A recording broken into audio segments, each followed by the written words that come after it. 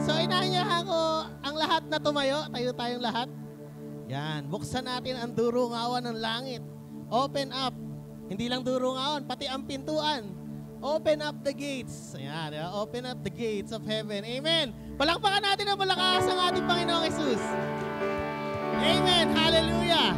Sabi dun sa song, do you feel the mountains tremble? Do you hear the oceans roar? So when there is faith, kayang payanigin ang lupa. Kaya nating miracles will happen, when there is faith. Hallelujah. Palakpakan natin ating Panginoon.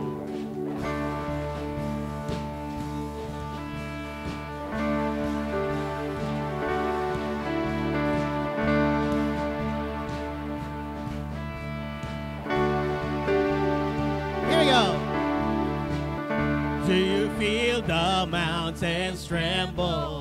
Do you hear the oceans roar? When the people rose to sing of Jesus Christ, the risen one.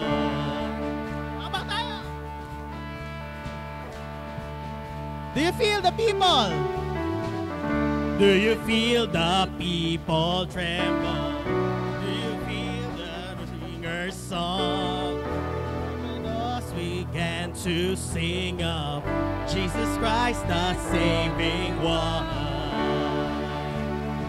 Oh, when you feel that God is moving, a mighty river through the nations, young and old will turn to Jesus.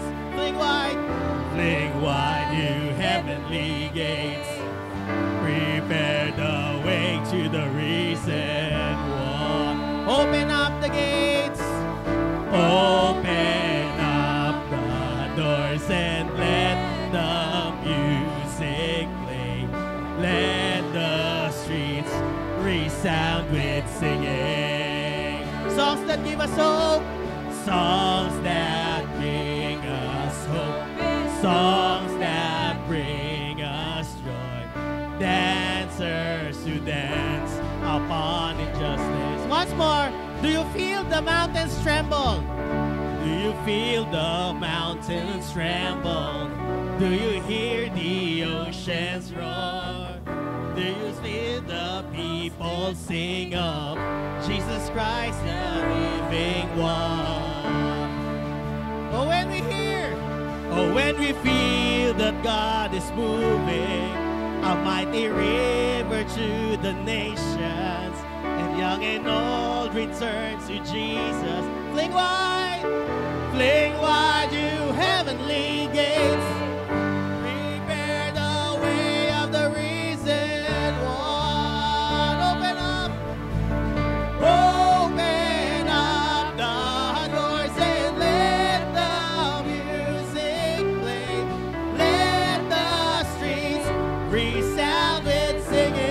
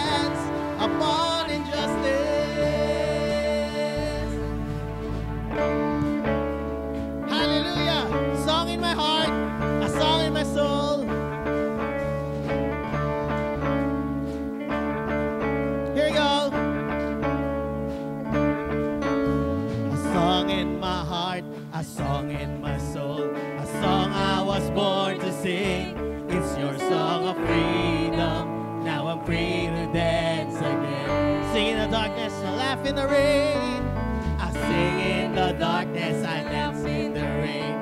Rejoice in your love again. It's your song of freedom. Now I'm free to dance again. Your spirit Spirit brings me liberty. Your breath of life has set me free. Song in my heart, a song in my heart, a song in my soul, a song I was born. Your song of freedom. Now I'm free to dance again. I sing in the darkness, I laugh in the rain. Sing in the darkness, I laugh. Rejoice in your love again. It's your song of freedom. Now I'm free to dance again. Your Spirit brings me liberty. Your Spirit brings me liberty. Your bread of life has set me free. Jesus, your love, it lifts me high. Brings me reason to run this race with joy. This song within me, Lord, will bless your holy name. Jesus, I'll dance. Jesus, I'll dance before your throne. Bring this heavenly song to you alone. This song within me, Lord, will bless your holy name. Hallelujah, Lord, we will lift your name up. You are most high God. The songs in our hearts, the songs in our soul. You are King of kings and Lord of lords. Oh, hallelujah, Lord Jesus. You are God Almighty, the Rock of Ages. Oh, Lord, we praise you and we magnify your name. Jesus, your love, it lifts me high. Gives me reason to run this race with joy. This song within me, Lord, will bless your holy name. Jesus, I'll dance.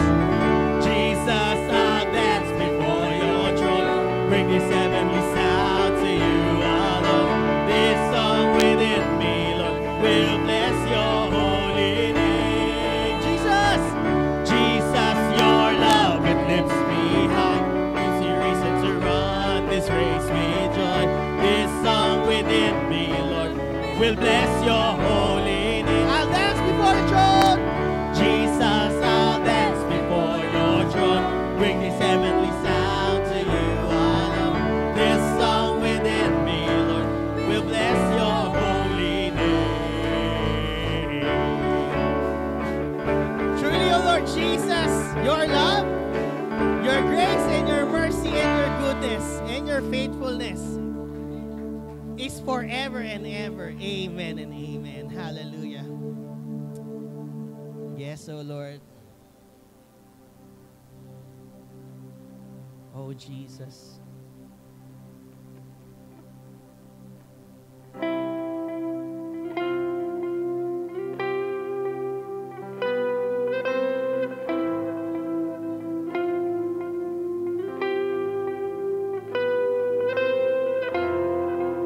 I just want to speak the name of Jesus over every heart and every mind.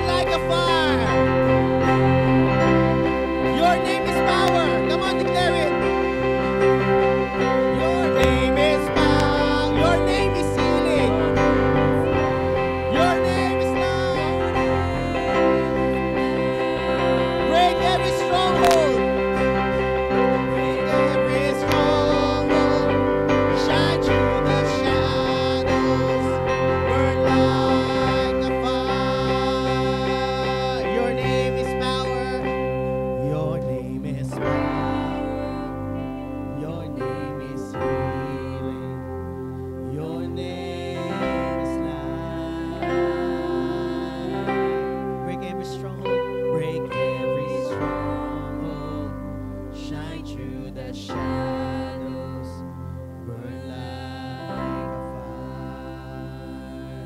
Shout Jesus on the mountains. Shout Jesus on the mount. Jesus on the streets. Jesus in the darkness. Over every enemy. Over every. Shout Jesus for your family. I speak the holy name of Jesus. Jesus, shout Jesus. Shout Jesus on the mountains. Jesus in the streets. Jesus in the darkness over every enemy. Jesus for my family. I speak the holy name of Jesus. Your name is power. Your name is power. Your name is healing. Your name is light. Break every stronghold. Break every.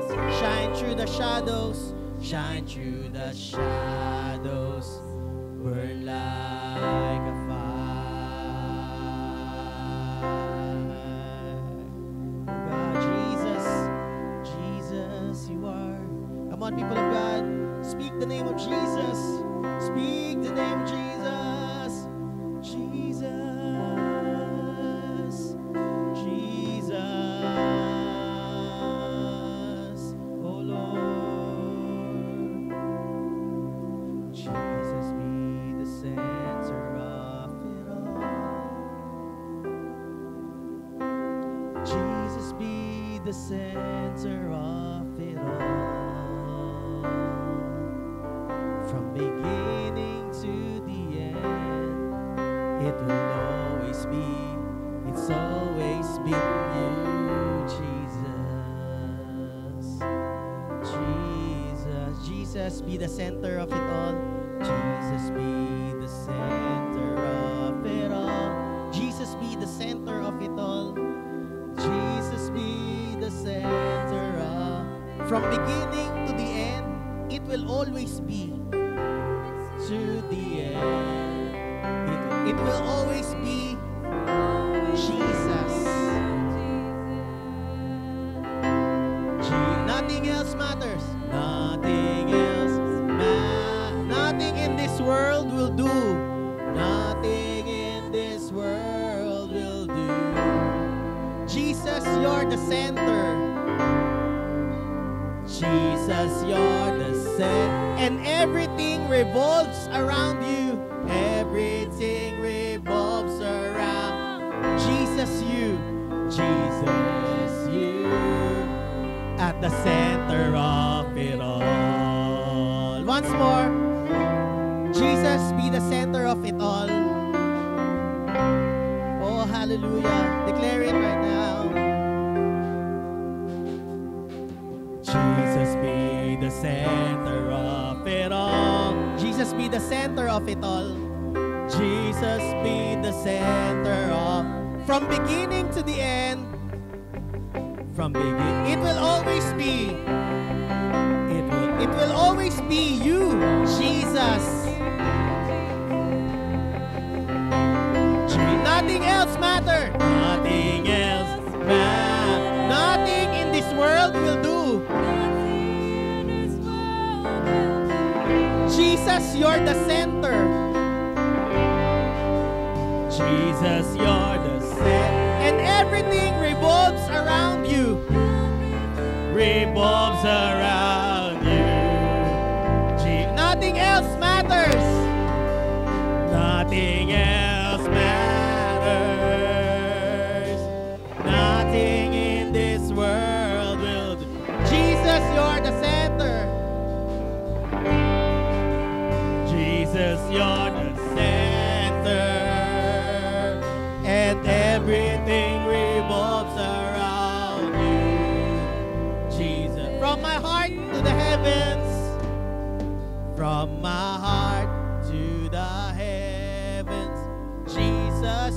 the center. It's all about you. Yes, it's all about you. From my heart to the heavens. From my heart to the... Jesus be the center. Jesus be the center. It's all about you. Yes, it's all about you. From my heart to the heavens. Jesus be the center. It's all about you. Yes, it's all about... From my heart to the heavens. My heart to the heavens. Jesus be the center. It's all about you. Yes, it's all about you. From my heart to the heavens. Jesus be the center. It's all about. From my heart to the heavens. From my heart to the heavens. Jesus be the center. It's all about you. Yes, it's all. Jesus be the center of your church. Jesus be the center of your church. Jesus be the center of your church. Jesus be the center of. And every knee will bow. And every knee, every tongue confess. Every tongue shall confess you. Jesus. Declare Jesus. Jesus. Come on, sing the name of Jesus. Jesus. Jesus, Lord. Jesus. Jesus. Jesus. Jesus.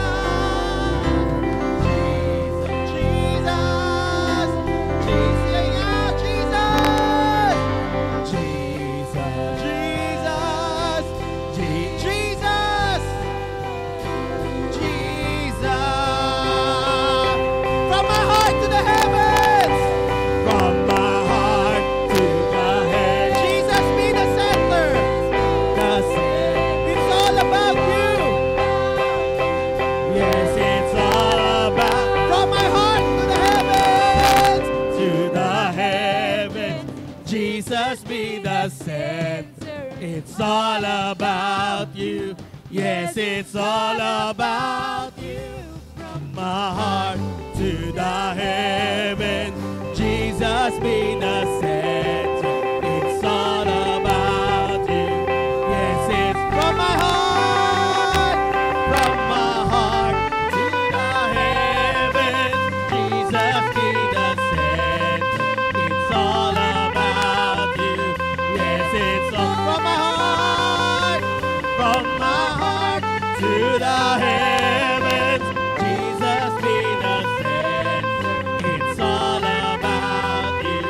Yes, it's all about you. Nothing else matters. Nothing in this world. Nothing in this world will do. Jesus, you're the center. Jesus, you're the center. And everything revolves around you. Everything revolves around Jesus, you. Jesus, you.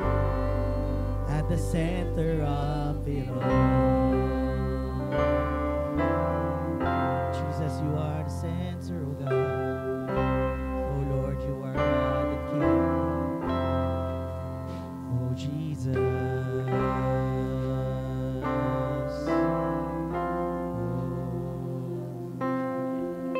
Praise your name. Center of it all. Yes, oh God.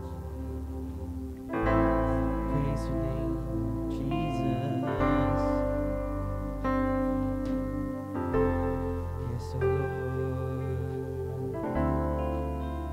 You are the center of our lives. You are the center of it all, oh Lord Jesus. You are King of kings and Lord of lords. Oh, hallelujah. Father, we thank you because you are our God. Jesus, we praise you and we worship you. You are our Savior. You are the center of it all. We thank you sa araw na ito, Panginoon. Dinadalangin po namin na patuloy na kayo, Panginoon, ang kumilos sa puso at buhay ng bawat isa na ito.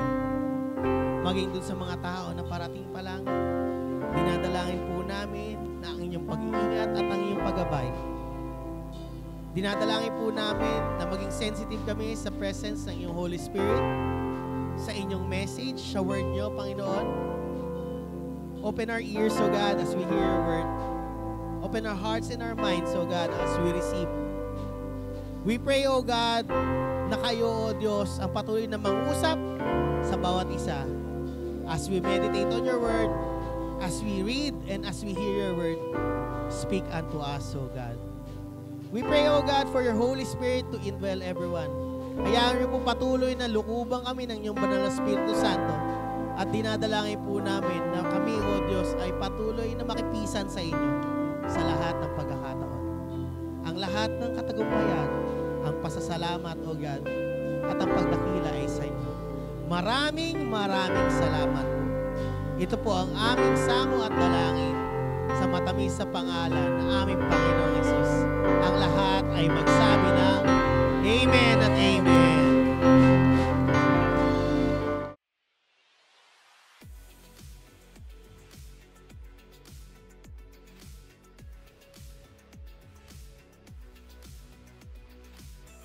Na pag-uusapan po natin ay Ezra chapter 7, 6 to 10.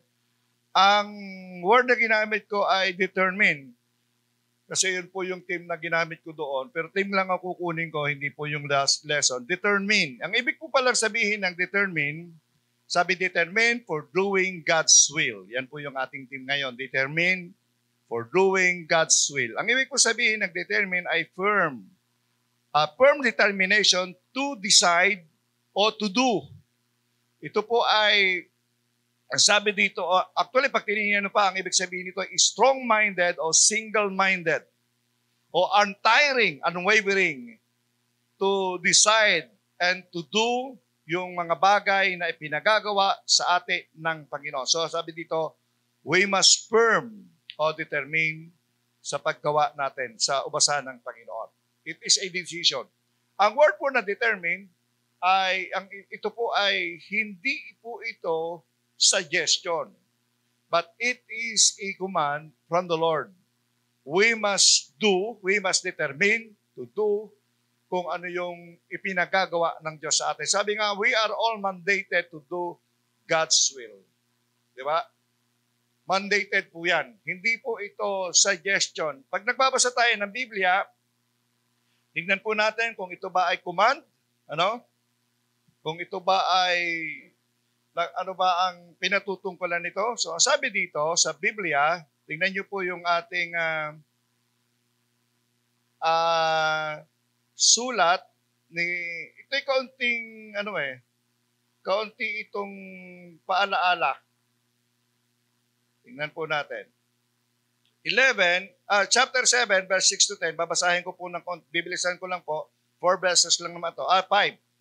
Sabi dito, Ezra came up from Babylon. Remember, ang panahon pong ito, ang Israel ay nandun po sila sa ilalim ng pagkaalipin ng Babylonia. 70 years silang captive ng Babylonia at pagdating po dito, nagkaroon ng bagong king at ang king po ay nag-utos na i-reveal ang story po ng Ezra at ito rin po yung Haggai chapter 1 and chapter 2, 1 Corinthians chapter 12, Romans chapter 12, ito po ay may kaugnayan sa pagre-rebuild ng templo ng Panginoon. Rebuilding the temple, yung temple of God. So ito'y utos, mandated. Pag nabasa nyo rin ito, alam niyo, pag nabasa nyo yung word na yung sa Ezra, dito rin nagsimula at mababasa mo, na kaya pala yung mga priests, yung simbahan ay hindi kinukuhanan ng tax.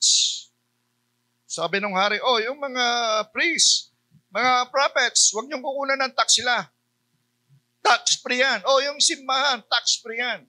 At ang maganda rito sa Ezra, mababasa niyo rin na yung mga ninakaw nila, kinuha nilang mga golds, yung mga gamit na makakalaga at mga gold noong templo, pinabalik dito. So talagang ang purpose dito, yung word na ginamit, ay talagang rebuilding the temple of the Lord.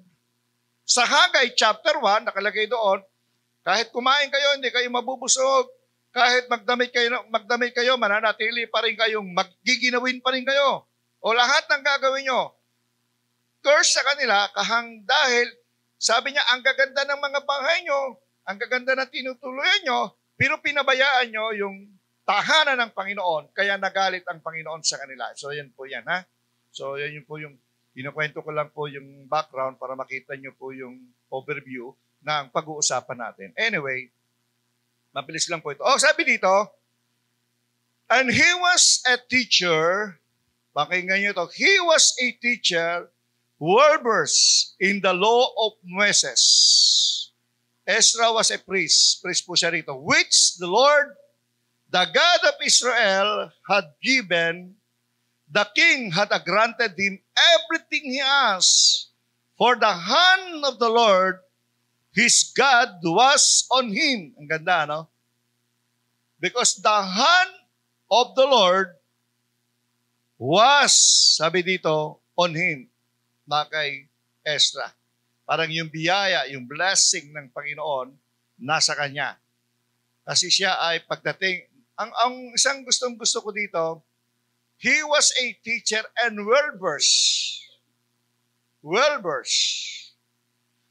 Sabi dito, and pagdating po ng verse 7, some of the Israelites, including priests, Levites, musicians, gatekeepers, and temple servants also came up to Jerusalem in the 7th year of King Artaxerxes. Ezra arrived in Jerusalem in the 5th month of the 7th year of the king. He had begun his journey from Babylon on the first day of the 1st month, and he arrived in Jerusalem on the 1st day of the 5th month.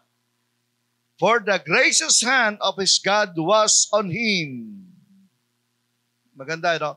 For the gracious hand of his God was on him. For Ezra had devoted, note, for Ezra had devoted himself to the study and observance of the law of the Lord, and teaching its decrees and laws in Israel. So, dito natin kukunin yung ating pag-uusapan ngayon. 4 lang naman itong bahagi ng aking nakita na pwede po nating pagbulay-bulayan. Ano? Yan. So, ang sabi, ang unang mapapansin natin dito, bigyan ko lang po kayo ng kaunting sabi doon, we are called and mandated to build God's kingdom. Note, tinawag tayo ng Panginoon, pinili tayo ng Panginoon upang gampanan at gawin ang kanyang kalooban. Ano ang kanyang kalooban? Anong kalooban ng Panginoon? Building God's kingdom. So note, ang trabaho natin ay hindi magpalaki ng ating kaharian. Note, kung lumalago man tayo, kung dumadami man tayo, ang tawag diyan ay bonus, biyaya ng Panginoon. Pero ang mandato ng Diyos sa atin ay yung maitayo natin, maging bahagi tayo sa pagtatayo ng kaharian ng Panginoon. Ano ba ang kaharian ng Panginoon sa 1 Corinthians chapter 12? Ano ba ang kaharian ng Panginoon doon sa 12? Kung familiar kayo sa Corinthians, sabi doon, ang word na ginamit doon ay group of people. Ano? Ang kingdom of God is a group of people. Sabi nga ng iba, saan ba ang kaharian ng Diyos? Sabi nila, yung puso ng tao. Kasi ang puso daw po ng tao ang pinaghaharian ng Panginoon. Ang Panginoon ay tumitira sa puso natin. Pero napakahalaga po nung tinatawag na Temple of God. Yung physical building, napakahalaga. Actually, yun yung aming pinag-aralan doon nung ako'y nag-preach. Meron akong nakita kasi doon na 8 dahilan kung bakit napakahalaga ng tinatawag nating building. Maaaring sabihin natin, building naman yun hindi naman niya madadala sa langit Mas mahalaga ang kaluluwa. Naniniwala ba kayo? Mas mahalaga ang kaluluwa kaysa physical building. Amen? Pero ang tanong ganito. Okay lang, ganito lang Kung wala kayong bahay na titulugan, na titirhan, anong magiging damdamin ninyo? O, diba? Kasi ganito yan.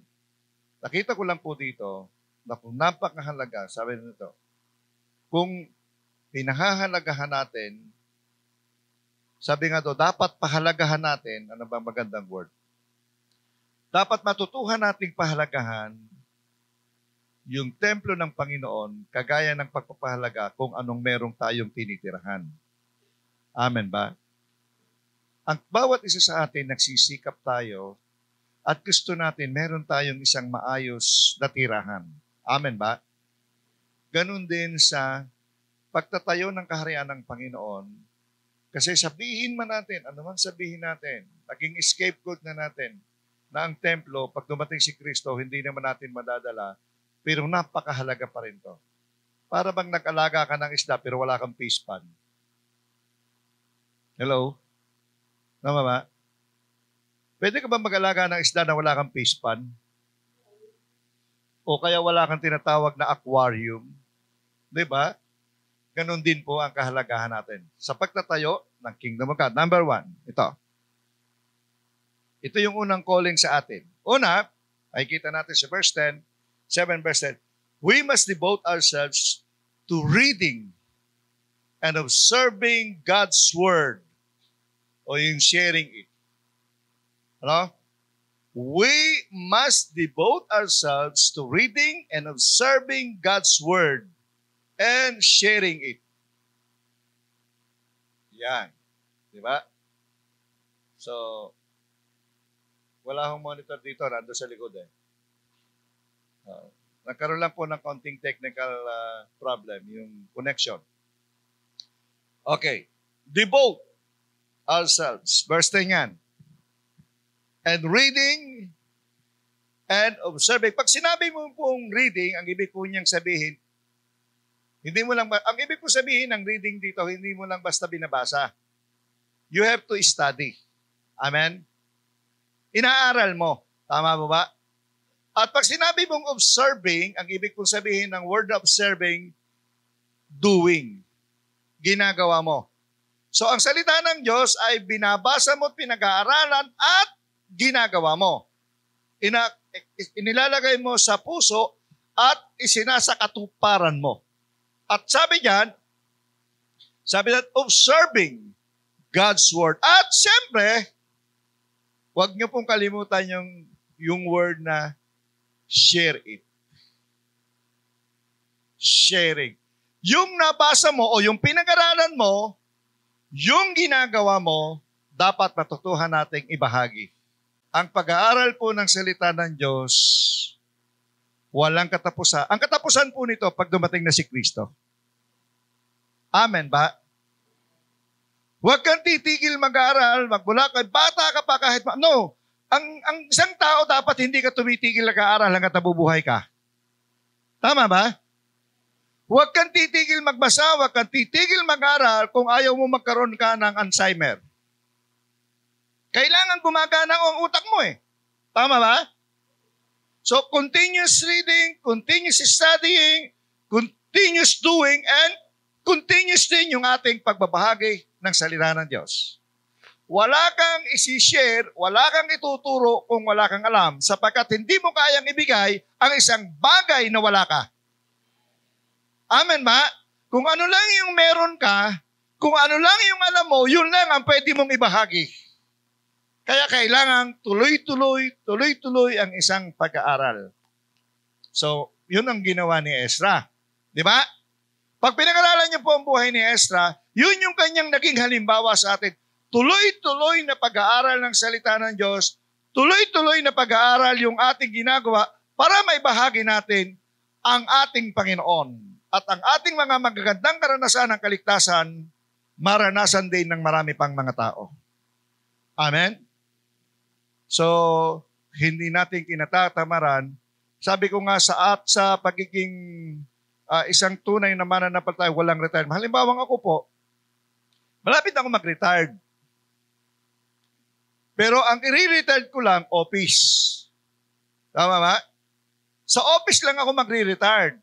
Yung ministry mo, forever hanggang sa dumating ang Panginoong Hesus. Matatapos lang yun pag tinawag na ako ni Lord, kasi sa langit, hindi na ako mag-evangelism. Sa langit, hindi na tayo mag-share ng Word of God. Doon lang ang katapusan. Pero hanggang nabubuhay tayo, we must share the Word of God. We must share yung pag-ibig ng Panginoon, yung pag-ibig ni Kristo, kailangan patuloy nating maranasan. Number 2, tingnan po natin. So, okay, yung number 1, we must devote ourselves to reading, observing God's Word, and sharing it.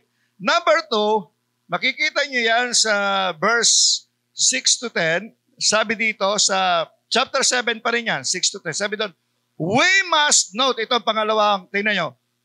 Kung yung una ay devote, ang pangalawa, we must demonstrate how gifted Bible teachers can move God's people forward. Dito ko tinatanong yung aking sarili minsan eh. Ulitin ko ha. Sabi dito, we must demonstrate how gifted Bible teacher can move God's people forward. Anong sabi ng Matthew chapter 28 verse 19 to 20? Believers are called and mandated to preach and teach God's Word. Pagdating ng 2 Corinthians chapter 5 verse 18, our ministry is a ministry of reconciliation. Ang isa raw pong guro o ang isang nagtuturo at nagbabahagi ng salita ng Diyos, sabi doon, ano bang ibig sabihin ng word na demonstrate?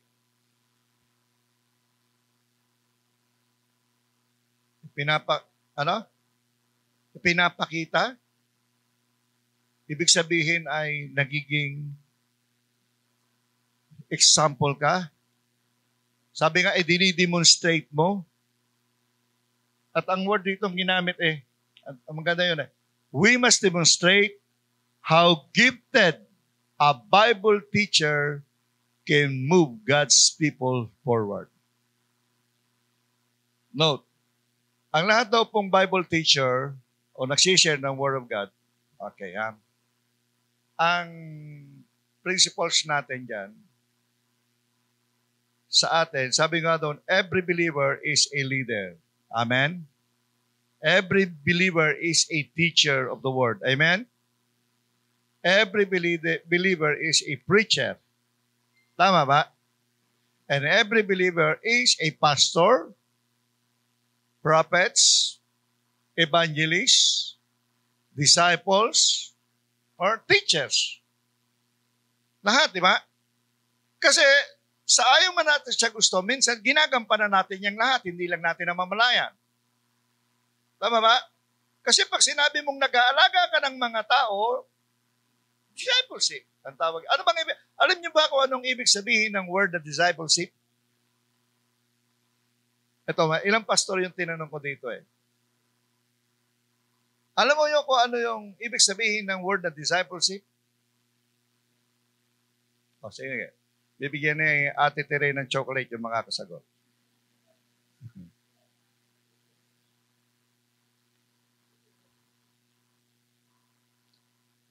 Pwede, sabi niba, followers.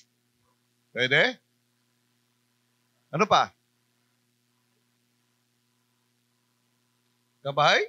Pwede. Okay, ganito. Natuklasan ko, ang ibig lang palang sabihin ng discipleship, pag sinabi ni Christ na, go and make disciples of all people, baptizing them in the name of the Father, of the Son, and of the Holy Spirit. Ang ibig ko sabihin doon, minumultiply mo yung sarili mo.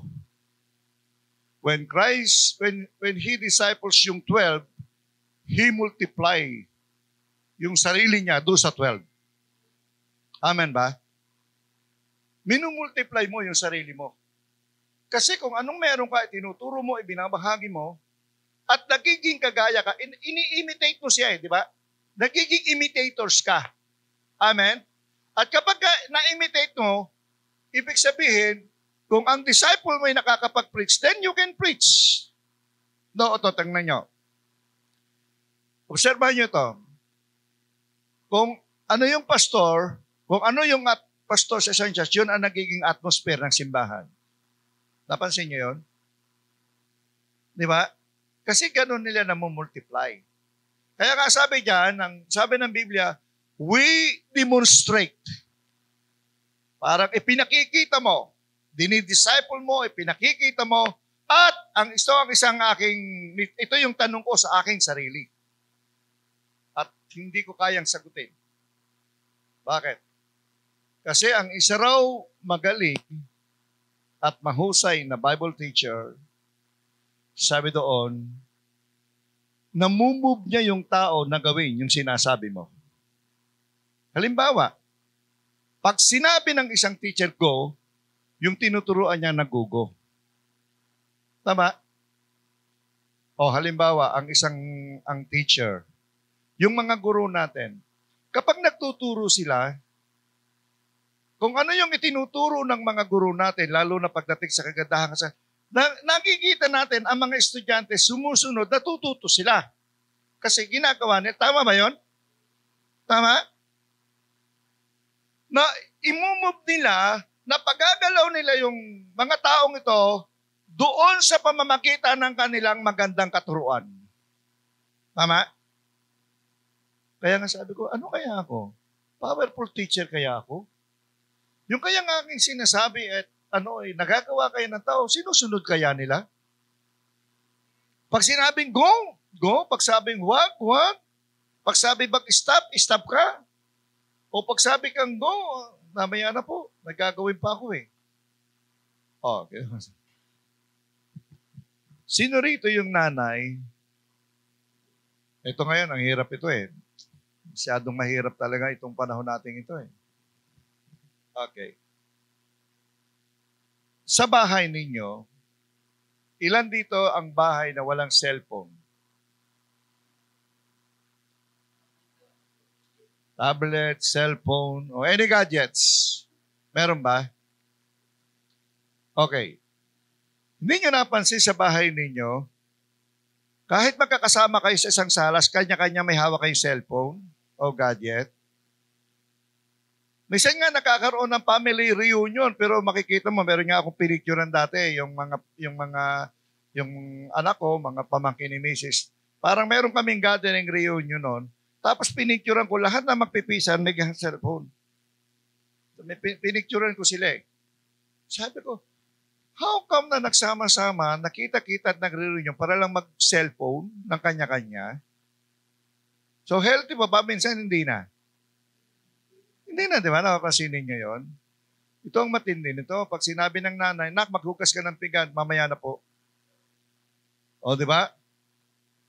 Pag inuutosan mo, dali lang. Wait lang, wait lang. O, di ba? Wait lang, wait lang. Tapos, pagka inutusan mo, naglalaro at natalo, ikaw pa ang may kasalanan. Si nanay kasi, si papa kasi yan. Di ba? Na-dead kasi. Note, sabi ng Biblia, we must demonstrate how gifted we are as a Bible teacher and move God's people forward. Naniniwala po ako, sabi doon, dahil tayo ay tinawag, we are all mandated to preach and to share God's word. And disciples, sabi dito, kailangan nating matutuhan silang i-disciples kasi ang ministry lang po naman natin sa 2 Corinthians chapter 5 verse 18 ay to reconcile people to God. Kasi pag sinabi mong go and make disciples, ibig sabihin, disciples mo sila, makakilala sa iyo. And yung word na tinuro ni Kristo, ni Pablo, ang ating talagang ultimate ministry ay ang tao ay ma-reconcile natin sa Diyos. Sabi nga, God has given us the ministry of reconciliation. Yun ang ating ministry. Ito, number 3. Sa number 3, we are effective because we are well taught. Ito yung nasa binasa ko kanina doon sa chapter 7 verse 6 to 10. Sabi doon, we are effective because we are well-versed. Note, ilan sa atin yung well-versed? Well-versed students of the Word of God. And because we must be determined to observe those laws. O yung kautusan. Well-versed. Yan po yung purpose ng pag-aaral. Na kahit pa paano, hindi naman natin kayang i-memorize ang Biblia, at least yung binabasa mo, yung sinasabi mo, medyo well-versed ka. Ika nga ganito. Sa principles ng, kasi yung counseling, meron kasi dalawang klase ng counseling eh. Meron tinatawag na professional counseling at meron tinatawag na parang Christian counseling. Pagka professional counselor ang kausap mo, bawal silang magbasa ng Biblia. O bawal, definitely. Wala siya, tama ba Ate Mercy? Okay. Kasi si Ate Mercy, psychologist yan eh. Kasi, ayon doon sa aking isang guro, sabi niya, sa professional counselor, sabi nga ni Dr. Soto, noong isang teacher ko yan dati sa ATS, sabi niya ganito. Nung araw pa naman yon. Imagine nyo, nung araw pa, nung nag-aral ako sa ATS, sabi niya ganito, ang kanyang pinakabatang kliyente as a professional counselor ay 7 years old na batang lalaki na nagtangkang mag-suicide. At nag-undergo sa kanya ng therapy. As a professional counselor siya. Imagine mo, 7 years old na lalaki nagtangkang mag-suicide. Salamat sa Diyos, hindi nagtagumpay. May 7 years old. Sabi naman ng isang teacher ko sa FBC as a biblical counselor, sabi nung isang teacher ko doon, dalaway naging teacher ko doon, si Ma'am Heidi Orak at saka yung isa, si Pastor Ber, sabi niya, well-versed ka dapat. Mayroon kang, doon sa iyong table, mayroon kang, anong tawag doon sa parang card na ganon? Makapal na papel? Ha? Yun. Basta yun na yun. Index card. Nakasulat yung mga verses mo doon, nasa harapan ng table mo yun, kung ikaw ay counselor, makikita mo, hindi ka magbubukas ng Biblia. Kasi, offending sa kanila minsan. Pero ang binabanggit mo at binabasa mo ay yung Word of God. Yung Word of God lang, nakalagay doon sa index, pero nakikita mo lang siya, pero hindi ka nabubukla. Alam mo, sabi ng John chapter 3, verse 6, hindi ganon. Ito, basahin natin. No, hindi ganon. Sa isang counselors, hindi ko sila pwedeng ganon. Note, sabi ang word na ginamit ay word-verse. Bakit ko po ito binanggit? As a Christian, sa believers of Christ, note, whether we like it or not, counselor tayo. Amen? Whether we like it or not, pag ikaw ay isang mananampalataya at ikaw ay nagwiwi ng souls, nagsishare ka ng Word of God, whether we like it or not, counselor ka. At somehow, ikaw ay nagpapayo doon sa iyong mga kaibigan, kakilala, kamag-anak, di ba? O pag sinabi mong, okay lang yan, kaya natin yan, tandaan mo, kasama natin ang Diyos. Hindi niya tayo iiwan. Di ka nagbubuklat, pero Word of God ang binabasa mo. Di ba? Pag sinabi, alam mo, sabi ng Biblia, ibigay mo lang sa iyo sa Lord, isuko mo lang. Di ba? Sabi doon, itiwala mo lang. Binabanggit mo yung kadalasan, binabanggit natin yung Philippians chapter 4, verse 6. Di ba? Hello? Word verse. Bakit? Ang isang mananampalataya at ang isang believers, binabanggit ko, dapat alam mo, bakit ko po ito binabanggit? Alam nyo mga kapatid, sa panahon ngayon, hindi mo pwedeng ipagwalang bahala kasi even the very elect, nadadaya na. Ang dami nating, yung isang vloggers na American vlogger, grabe yung attack niya sa Foursquare. Sabi niya dito sa Foursquare, one of the dangerous organization, talagay Foursquare, Methodist, ilang organization yung tinira niya. Tapos, tiningnan namin yung kanyang demand, may pinangkit siyang 4 na kung bakit dangerous tayo kapag hindi mo alam. Una, napakababa. Una, dahil daw ang founder natin babae. I'm a simple MacPherson. Yun ang unang attack niya. Kasi bawal daw tagapagturo ng salita ng Diyos ang babae. Papayag ba kayo ron, mga babae? Di ba? Pangalawang attack niya, binanggit ko po ito, kasi somehow baka makita nyo sa YouTube, sa Facebook, ganito. Kasi gusto lang naman kasi nitong vlogger na to, kumita. Meron tayong 8 million followers. Kung makikita mo yun, bubuklat ka, di kahit papano. Pag binuksan mo yun, pinakinggan mo, di kahit papano may view siya. Whether ito ay positive or negative, mag-view siya. Ganyan. Pangalawang attack niya, alam nyo, simple lang. Nawawala raw ang kaligtasan ng Foursquare. Nawawala ba ang kaligtasan natin? Hello? Nawawala ba ang kaligtasan nyo? Ha? Di ba hindi?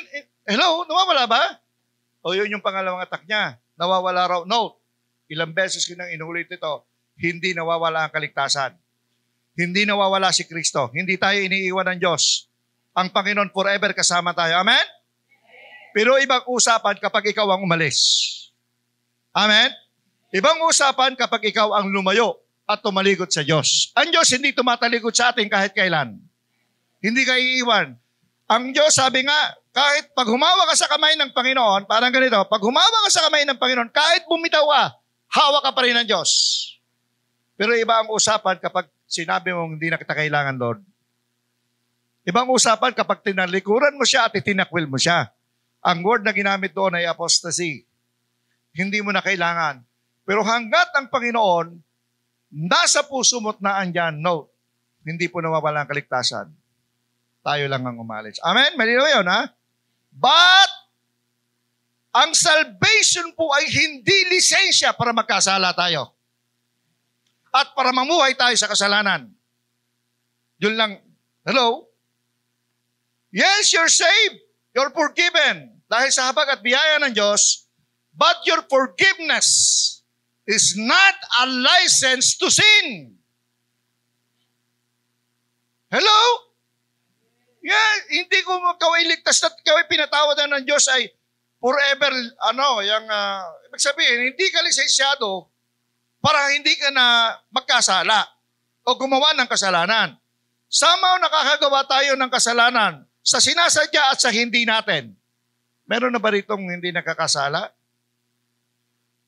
Minsan nga, kahit pa paano, nakakapagsinungaling tayo. Di ba? Minsan madulas yung bibig natin, nakakasugat tayo ng damdamin ng ating kapwa. Pero may 1 John 1:9 naman. Kaya nga daw mahalaga, sabi ng Biblia na bago ka matulog, magsisi ka sa lahat ng kasalanan mo at baka bukas ng umaga hindi ka na magising. At least nasa langit ka. Tama ba yun? Clear po ba ako doon? Okay. Note. Alam niyo yung isang attack sa atin? Kaya gusto ko malaman niyo. Ano yung una? Babae, wala ka rin. Yung baptism with the Holy Spirit. Yung speaking in tongues. Sa atin daw kasi, yung speaking in tongues, hindi raw tayo ligtas pag hindi tayo nag-speaking in tongues. May teaching ba kayo narinig sa atin ganon? Hello? Meron ba kayong katuruan na narinig mula sa akin o kanino mang leader natin na kapag hindi ka nag-speak in tongues ay hindi ka naligtas? Gift yan. Ninanasan natin yan. Pinapangarap natin. Hinihiling natin yan. Pero kahit hindi ka mag-speak in tongues, ligtas ka pa rin. Kung mag-speak in tongues ka, praise the Lord, that is a gift. Yan yung ilang, ano nga ba yung isa? Meron pag isang, ano sa atin. Minsan tinitira nila yung tithes and offering. Kasi wala na raw tithes sa New Testament. Sa Old Testament long daw. Kaya ang tanong ko sa kanya, ang tanong ko ganito, mayroon ba kayong nabasa sa Biblia na pinagbawal ang giving? Hello? Sabi ko, yung ibaba ang Diyos ng Old Testament sa Diyos ng New Testament? Eh di ba ang Word of God nga, ang kautusan ng Old Testament, pinagtibay ni Kristo sa New Testament? Di ba? Kaya nga lagi ko sinasabi nyo, if the Bible is silent, we must be silent. No? Kaya maraming nakukulto, even the very elect. Makakalungkot. Yung mga hinahangaan nating mga pastors, mabubunga ang ministry nila, ngayon, wala na. Meron akong nakakalungkot talaga, no?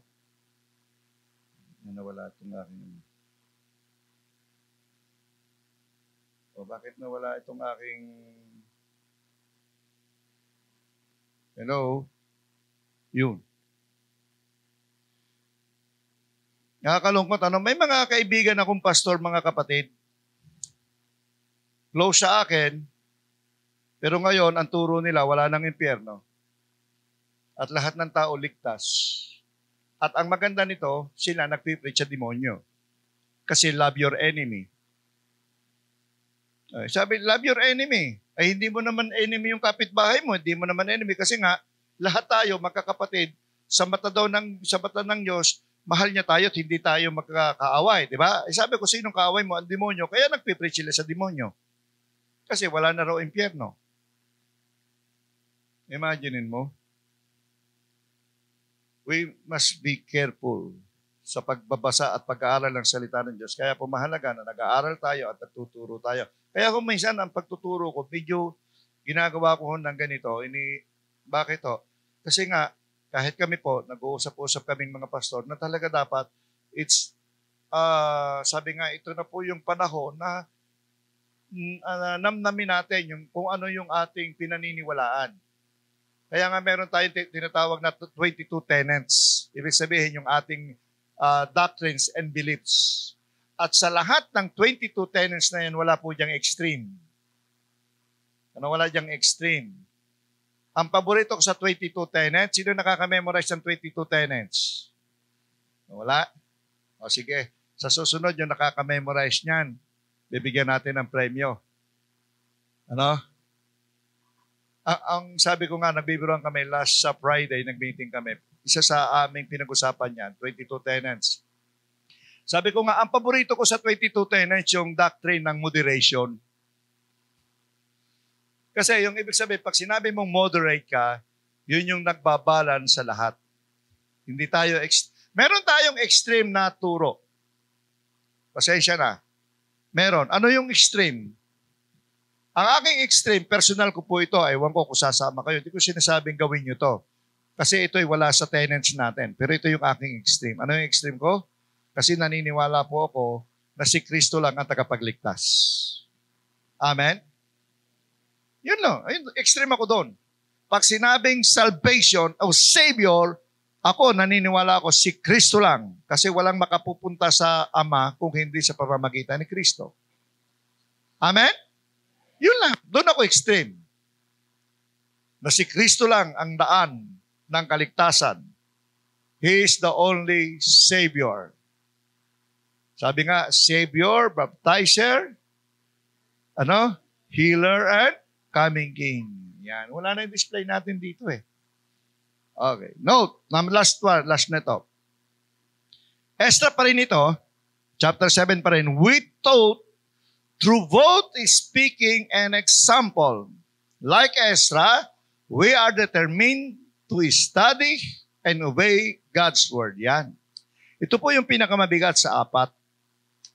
Sabi ito, we taught, lahat yan mahalaga, pero yung apat, pang-apat. Bakit? We taught through both is speaking an example. Hello. Nagtuturo tayo, pero ang sabi niyang kay Ezra, ang pinag-aralan natin, na tinuturo ng Panginoon sa atin, we must set an example. Kaya nga ang prayer ko lagi, Lord, tulungan mo naman ako na kung ano yung aking itinuturo ay maging buhay ko rin. Maging halimbawa ka rin. Di ba? Kasi pangit naman. Alam niyo yung mga Pharisees sa Bible? Yung doctrines ng mga Pharisees, ng mga Sadduceo sa Bible, nagalit na galit ang Panginoon. Kasi sila doon, ang preaching nila, do what I preach, but don't do what I do. Yun sila eh. Sundin nyo, gawin nyo yung tinuturo namin, pero huwag nyong gayahin ang aming ginagawa. Kaya, one time, mayroong trap na ginawa ang mga Pharisees at Sadduceo kay Kristo. Anong sabi doon? Yung tungkol doon. Kaya, ang Panginoon may word ng two great commandments. Saan yung mababasa yung great commandments? Sino nakaka-memorize? Mark? Yan.